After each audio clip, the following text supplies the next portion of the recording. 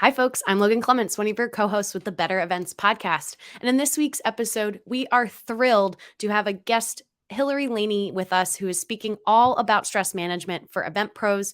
We've touched on this a little bit in past episodes, but we just think this is something that is so important and so valuable for folks who work in the event industry. With Hilary, we're going to dive into where her journey started in events and why that stress management and realizing that it didn't have to just be constantly in this stress cycle as an event pro, where that came from. And then we dive into actual actionable tips that she has for folks who are new to the industry, as well as seasoned event pros. So without further ado, let's get into the episode. Welcome to the Better Events podcast. Join two event strategists, Logan Clements and Mary Davidson, who believe we can all create, host, and attend better events. In this podcast, you will learn about event strategy and actions that you can use today as an event host, planner, or manager. Hear directly from the people who are creating innovative and inspiring events today and tomorrow, and grow your business along the way. Now, let's get started, and thanks for listening to the Better Events podcast. Hi, friends. Welcome back. I'm Logan, one of your co-hosts of the Better Events podcast, and I'm joined by fellow co-host Mary. And this week's episode is a topic that is so near and dear to our hearts. I feel like it could never come at a better time. We can never talk enough about stress management. And we're very, very happy to have our guest, Hilary Laney, with us. You want to introduce our guest?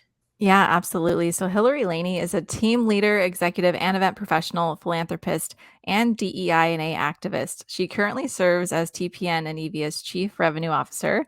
Hilary's passion is to build engaging and inclusive event experiences with her team, which help their customers reach the entire audience and accurately collect data across the full user journey. And after working at EVIA for 14 years, she purchased the company in 2018 and served as CEO until TPN acquired EVIA in 2023. Which is super, just lots, that sentence right alone, I'm like, oh my gosh, what a Wonder Woman. With the merge between TPN and EVIA, Hilary is eager to lead the marketing, creative, sales, and customer management teams in supporting customers as they look for new ways to produce event experiences that are impactful, engaging, and inclusive. Prior to working at EVIA, Hilary worked at Seattle Cancer Care Alliance and graduated from the University of Washington with a degree in sociology. She currently lives on Bainbridge Island in Washington State with her life partner, 3 children, and a golden retriever, Kula.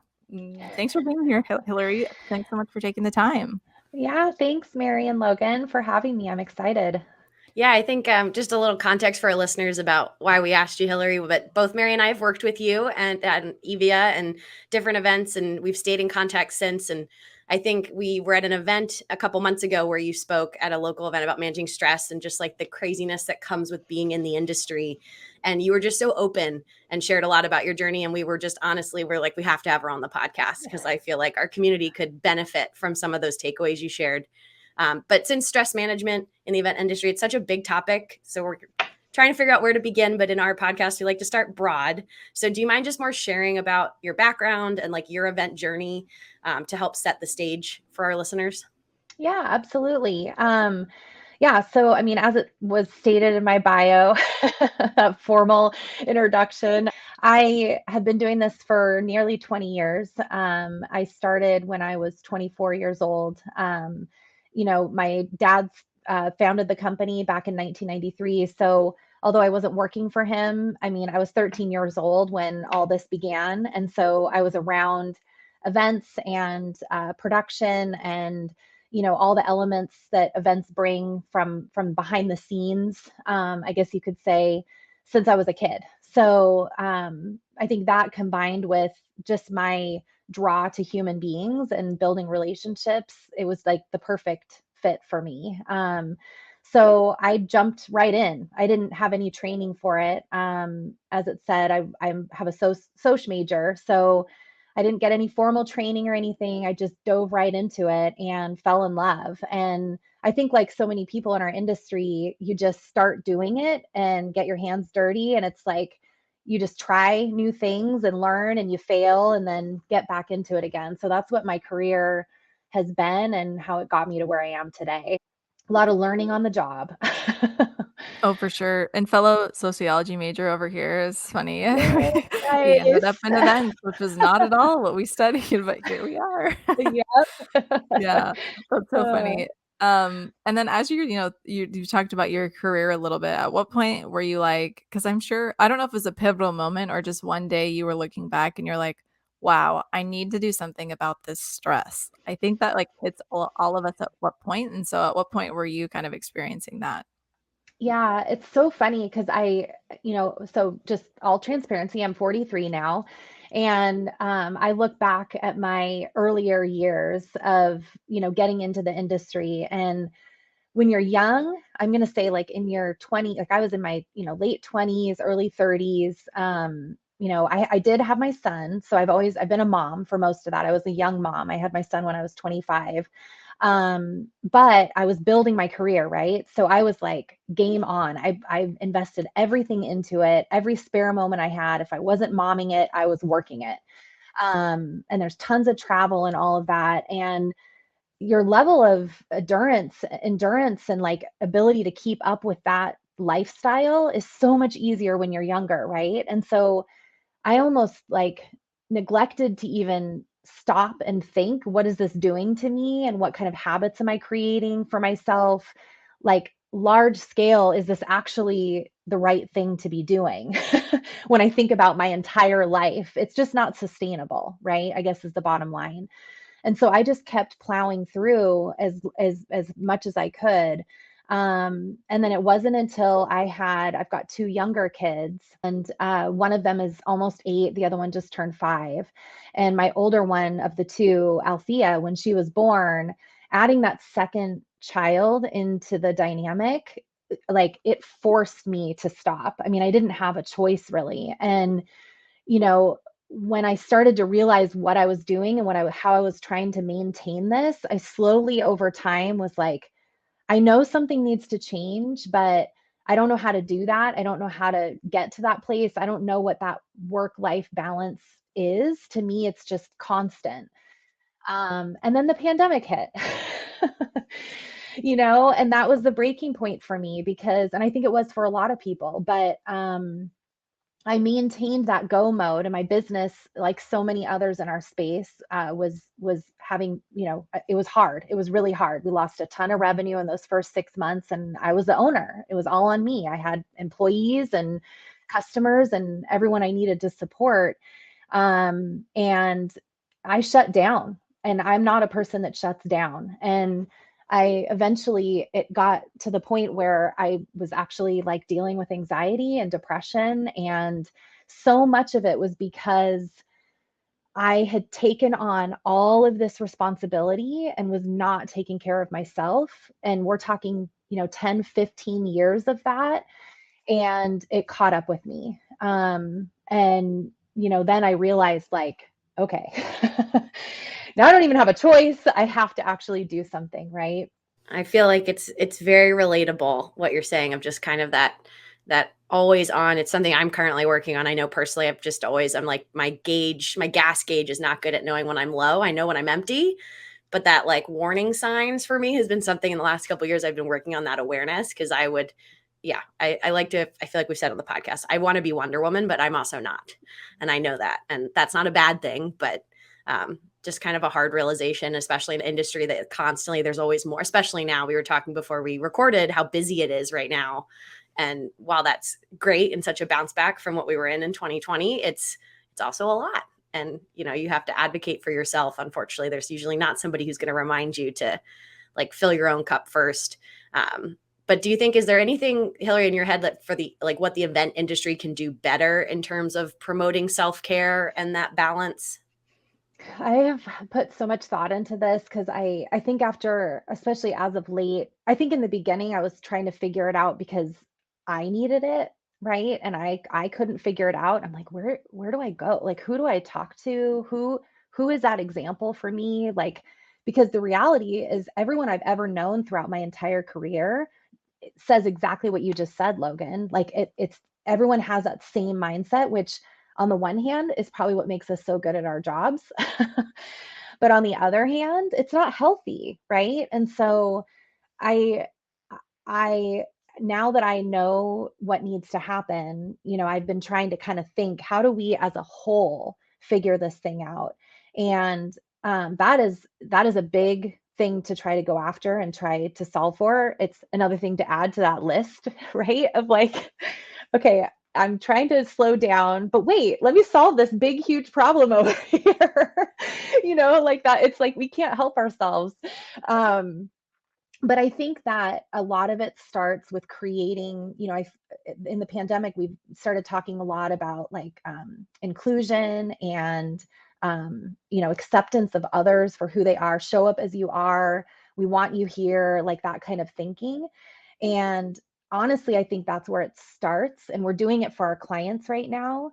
But if we can like find more ways to do that with each other and for ourselves to create a space where we can have, I mean, what you ladies are doing with this podcast is like amazing, to be able to create a space where people can have these true conversations about it, because I think it's the stories and knowing that we're not alone is like, I just got shivers actually thinking about it, because it's like, we're not alone. We're all feeling it. We just need to be able to talk about it and give each other those boundaries and like support each other in that, right? Like, oh, I'm going on vacation. That should be a celebration. Like, heck yeah, go on vacation. Like, take 2 weeks off. You deserve it, Yeah, I mean, I think that's a starting point. Yeah, I think that is really interesting because it does very much for me feel um like this is the hustle, that's just how it is. Like events, you're always flying by the seat of your pants, like it's always crazy. And I think like part of that's true. Like events just are crazy. Like there's lots of things that make them crazy. But I also think a lot of it is just because we say that is how it is. But like what if the industry expectation could change? And that's something that like blows my mind. It's like something I can't comprehend, but I'm like, but what if it could? Like, and what would that look like? And what would it take to get people on board with this like new mindset? Like, I don't know. It feels almost like unachievable, but I also think that over time, like you're saying, Hilary, like we've seen this shift, and I think continuing over time, like that shift will continue.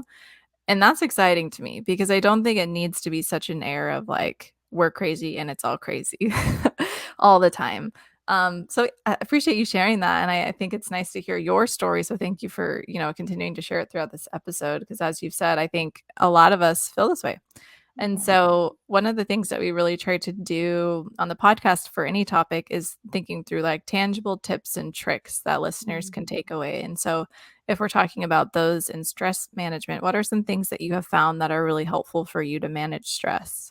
One of the first, so when I was diagnosed with depression, first of all, I felt this huge sense of relief because something was wrong, but I didn't know what it was.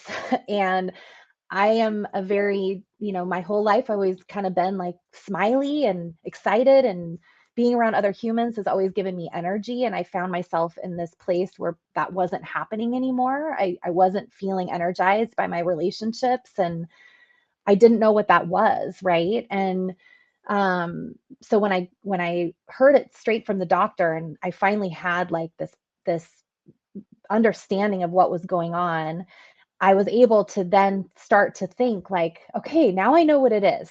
Now I can identify what is happening to me. So I need to start thinking about like what is the solution? Like, how do I get myself out of this? I don't want, this isn't who I want to be for the rest of my life. So how do I, stand up and like figure this out?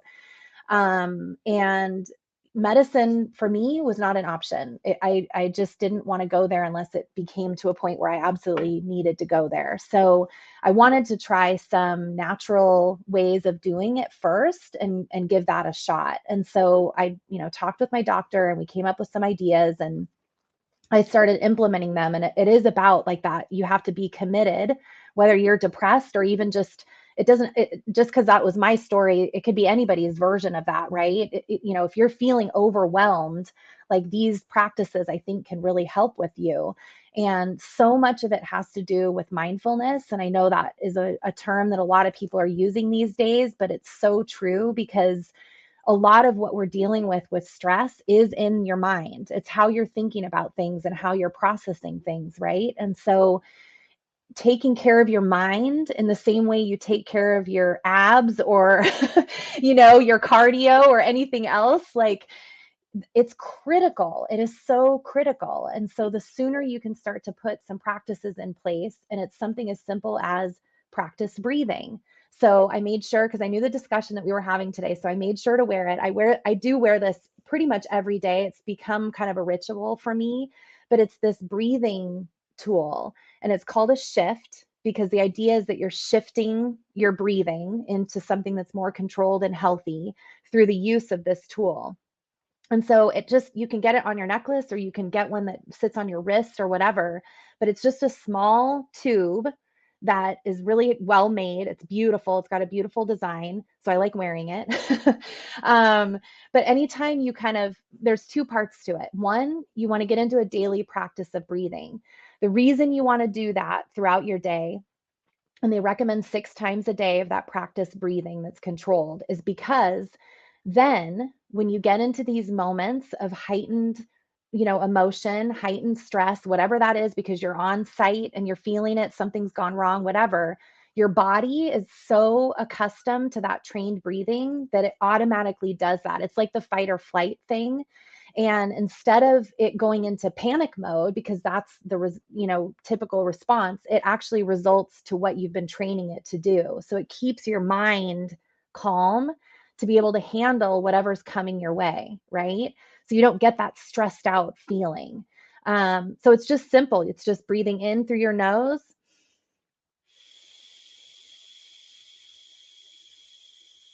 and then draining your whole lungs through this. And I promise you, I've been using it. It's been about 1.5 years, and now my daughter uses it when she gets worked up. She's a very emotional little girl, so she uses it as well. I've recommended it to so many people because it has worked really well for me, and it's something that has helped me condition my thinking around that.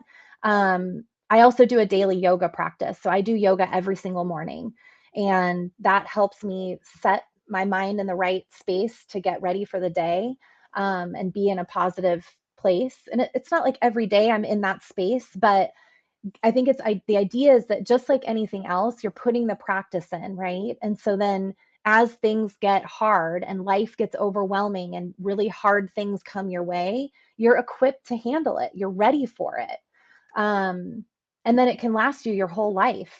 I mean, God, I wish I would have had these tools when I was a teenager, like that. So I'm training my kids. I'm teaching them this stuff now because I know they're going to need it throughout their life.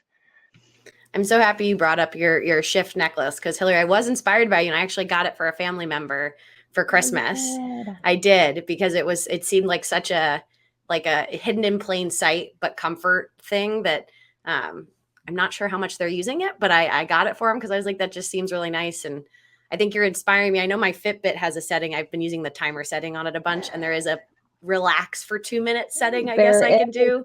That I'm now like, if you're like, I should do it 6 times a day, I was like, that would probably be helpful. But yeah, I've been very mindful personally. Also I'm working with a physical therapist right now on my body, because I think I've become more in tune to how physically stressed my body gets. Just for, again, no injury or anything per se, but just long days. I've opened my PT's eyes to what the event industry is, because she's just shocked to be like, how many steps did you do yesterday? 21,000 walking around a stadium. I was like, yep. And then I went back the day before, or 16-hour days on site. She's like, that's not normal. I was like, but it is, and I'm always like, I can't walk less. I can't stand less. So what can I do? And she's been helping me reconnect. I mean, everything's connected, but just wanting to take care of my body more in a way that I think earlier in my career, I wouldn't have told you that I have a very physical job, and it definitely feels very, very physical as well. How have you do you have any tips of how you've kind of helped with that stress management, like with your team and folks you're working with? Like, have you been trying to implement that with others, or mainly focused on your own process? Yeah, I've started to. So now that I'm feeling healthier, and my mental health is in a much better place. I mean, you really can't, like everyone always says, you can't help others. The whole mask theory, right? Like you can't help others till you help yourself. And it's been quite a journey for me to get out of where I was. So I feel like more recently I've been able to really start to talk with people about it, and come at it from more of like a coaching and encouragement perspective. And people, everyone I talk to, they're all coming back with the same kind of like what your response was, is like, yeah, I mean, it's so simple. Like, that's the thing that's crazy about it, is these things are so simple, right? It's just, we don't make it a priority. We don't make it a priority. And that's the difference. And so I actually, with Mary, we've had a couple of conversations about something, it's called time design, that my executive coach taught me. And that is something that I have helped implement with my team, where it really gives you control over your time, because that's what a lot of it is about.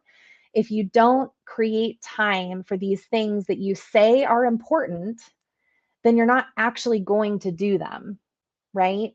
So otherwise, you just go about your day and you sit on your Zoom calls all day, and then before you know it, you're scarfing down a meal, and then you're sitting in front of the television, and whatever, we all know the story. And so I think it's really important that people examine, how are you spending your time?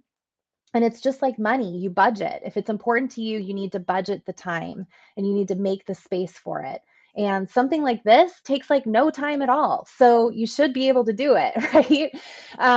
But it's other things too. It's like really thinking about, are you getting time outside? Are you breathing in fresh air? Are you, again, it's all simple, but it's like you have to make it a priority. So yeah, that's kind of how I've been helping my team, is like, you have too many meetings this week. Let's clear some of them out.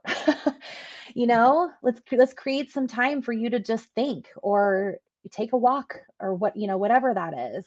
I think that's so true. There's this Instagram account. I can't remember what it's called now that I'm thinking about it, but it was like Event Professionals Walk or like something like that. Oh, And cool. people just submit like photos of them going on walks. And I was like, yes, that's so cool. Or Logan and I sometimes we'll try to like transition we work on a lot of events together. So we'll transition some calls to like, let's go on a walk and we'll each take this just on the phone or something like that, which I love when we do that. I'm like, yes, absolutely. Maybe one day we'll get like such good mics that we can podcast from while we're walking or something I'm like that. picturing us That'd be with big so like cool.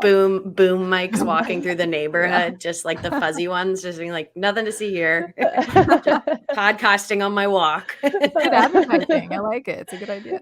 That's great. But yeah, I think there's just like there's so much that we can do. And I guess like teasing ahead to one of our episodes, we're going to be talking about just like career advice for those who are transitioning into the industry. And so thinking through stress management specifically, since it is such a big part of it, what advice and heads up do you kind of have for folks that are new to the industry? Yeah, I think it's so hard, because what I'm going to say is like, it's like trying to, talk to your kid about life and getting a job and the responsibility of money and all these things. But the reality is, they're going to keep doing what they're doing. And they're going to learn the lessons hard. And, but if I could influence anybody, I think the earlier that you can start really thinking it, this is for the long haul, right? Careers are not short, especially these days with, all the funding of the government running out by the time we're all 50 or whatever that stat is that's out there. We're in this for the long haul. And so don't forget that. Like, think about the fact that, like, realize what it takes to be sustainable with those habits. Like, you need to create patterns in your life that are sustainable. And I think that if you can do that in the beginning, you're going to set yourself up for more success long term, because it'll become who you are and part of your natural. There won't be that burnout or that drop off zone or that midlife crisis, or whatever anybody wants to define it as. You're going to be healthier, you're going to be more alert. To your point, Logan, about the walking and stuff on site, we can't avoid that. I mean, that is just like, there are certain parts of the job that, like, you can't go to your client and be like, sorry, I'm not going to do setup tomorrow. Like, that's just, you can't do that. So I think what you've got to like figure out, well, what can I control? Okay, what I can control is that I am going to get home from that event. And sure, I might need a day to wrap it up, but what's happening the day after that? You know what I'm doing? I'm taking 3 days off, and I'm going to go sit by the ocean. I'm going to rent an Airbnb by the beach, and I'm going to decompress and take care of myself. Like, you have control over that. So I think if you're just getting started in this stuff, you need to map that out a little bit and think about, okay, year over year, month over month, week over week, like, how do I want to build that time in for myself so that I'm building those habits, Yeah, I have it now that I call it recharge time because by working for myself, I always when I got burnt out, I was the only person responsible for my schedule. So really, I'm to blame for my own burnout. It's not like a boss who made me work all this time. I just kept saying yes to things, and so I've learned I kind of have to like protect future me. So I will block the time on the calendar because sometimes my brain will be like, it's open. Of course, that's 3 days later. But some of my bigger sporting events are like 3 weeks long, and that is like physically, mentally, emotionally everything is that's a lot, and I've realized that I need to have that time to recharge because it's too much. I can't show up as my best self for stuff. So now I've started doing that. Like I'll look ahead the next 6 months and block it on the calendar and be like, I can't say yes to something, Logan, because you're not going to show up as you would. you know but it's definitely taken time because I've wanted to, and unfortunately it's from these longer things that I think I've realized like, oh, I do need to I need to recharge because it's making me not like the things I like. And that's the motivator for me, is just I want to keep doing what I like to do, but I have to protect myself from myself sometimes. I like how you talk to yourself. Okay, Logan, schedule I'm telling this you, time, block it future off. Logan, it's so good. It's the best reframe I've ever done. It's always I'm like, I'm saving future me. It's such a big one for me. Of like, that's so much easier than me thinking about current me, because sometimes current me is just like, we don't care, we could totally do it. But yeah, do you have any advice for more seasoned event pros? Because I just feel like the industry itself has like a really high burnout rate. Like a lot of folks, it sounds like you've lasted so long in this industry and, more recently have come into this, more passionate about stress management. But what would your advice to folks be to folks who've been around a little longer? Yeah, take a break. I don't know. I mean, everyone's in a different place, right? And they all kind of got here in a different way. And, when I think about some of my peers and, the people that I work with that have been in this for a long time, I think it's really important to take a step back at a certain point and reevaluate and really look at how far you've come, where you sit today, and what's coming up next. And there's so many options out there, right? I mean, especially right now with the way the industry has changed, there's a lot of opportunity to explore like different ways of supporting events. And I've found with this recent transaction that I just went through with my business, I am completely re-energized. Like I'm surrounded by new people, new ideas. I'm being challenged in new ways, and that helps. Like, even though I'm working a lot right now, I am so energized again by the work that I'm doing because I mixed it up, right? I'm in a new environment and I'm taking on new challenges. And I think that you still have to I still have to earn my living, right? I mean, I still have to do the job, but if you can somehow grab onto an opportunity that might shift it around a bit, it feels good. Like you can kind of get some energy around that. Um it's really scary. It's definitely a scary thing to do. But if you're experienced and you've been doing this a long time, why not? you know, I mean, you've got strong legs and a strong foundation to stand on. So, give it a try would maybe be some advice that I would give because I've had a really positive experience with it so far. It doesn't mean you have to sell your company necessarily, but it could be that you take on a whole new customer or maybe you do go get another job or, whatever that might be. Yeah, definitely. I think just like in life, we're totally meant to like grow and be challenged, and sometimes it's really hard. But like, I love the idea of shaking it up and just kind of. Yep. For me, I'm really motivated when I like change up my environment, just like little things like that. And so I think that's super true and a good reminder. So thank you. I feel like we've covered so much, and though there's so much more we could talk about. Is there anything else that you wanted to add about the topic? I don't think so. I loved your questions. I think, I guess all I would say is that I hope people are listening to this and they feel inspired to share their own stories. And I don't know what that forum is. Maybe it's with YouTube, maybe it's, a blog or a newsletter. I don't know what that is, but I always feel that it's really refreshing. I'm obviously, like so many of us, subscribe to dozens of newsletters and things from all the different companies and stuff that are out there in our industry. And I always find it really refreshing when they tackle topics that aren't always about sponsorship or, whatever like the event work is, but also kind of uncover some of this stuff that is like, but we're all still human at the end of it, at the end of the day, right? And if we're willing to have these conversations, like I said earlier, about the attendee journey and creating those spaces and those opportunities for our attendees, we should be doing it for ourselves too. So, yeah, I would just encourage people to share their, I think that's what it is. It's sharing their stories and starting to, continuing to talk about it more, I think is good.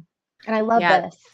Yeah, no, and that's what we love. I mean, the podcast has been a great outlet for us to help bring people on. And we've gotten a lot of feedback from folks. They feel seen by just hearing relatable stories. So Hilary, we appreciate you sharing. I feel like my only nugget I'd add on to that is if you're in like a position of power or leadership, setting the example, like it sounds you do, Hilary, is, you're not going to fully understand that effect probably for years to come, but like that just trickles down.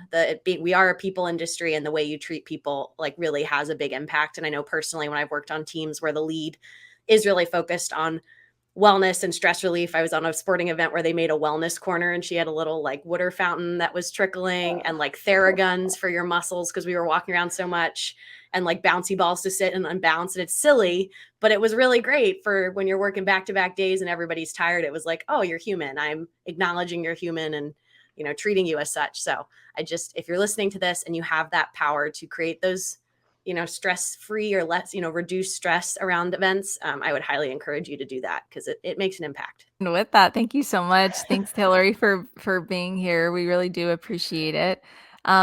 We do like to end with some random little sentence finishers, if you don't mind. We're putting you on the spot, but we like to do this with guests just to kind of wrap us up. So these are random. I mean, they're like kind of on topic, but if you want to just fill in the sentence, we'd love to hear your answers. So the first one is, your favorite productivity tool is?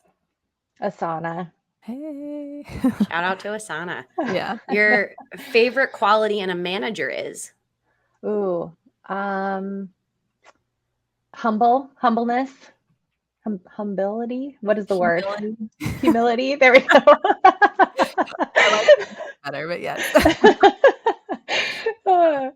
And then what's something that you're looking forward to this year, whether personal or business?